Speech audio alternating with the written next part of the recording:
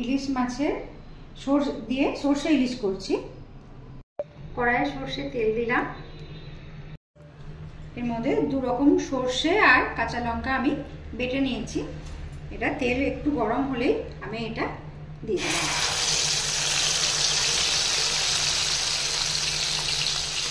এটা ভালো করে কষিয়ে নেব। এর মধ্যে একটু আমি লাল লঙ্কা গুঁড়ো দিয়ে দিলাম। এবার আমি এই মাছগুলো এর মধ্যে দিয়ে দেব।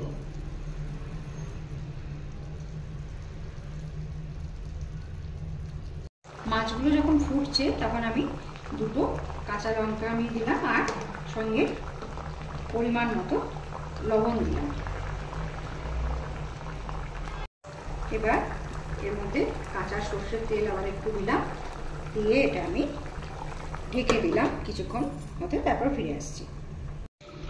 এটা আমার রেডি হয়ে গেছে সর্ষে ইলিশটা। এবার আমি এটা পরিবেশন করে দেখাবো।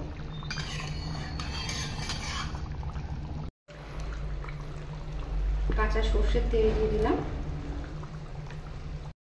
এইভাবে সর্ষে ইলিশ তৈরি করে দেখবেন। যদি ভালো লাগে তো লাইক করবেন, কমেন্ট করবেন, শেয়ার করবেন, সাবস্ক্রাইব করবেন চ্যানেলটাকে। ভালো থাকবেন সবাই। Thank you.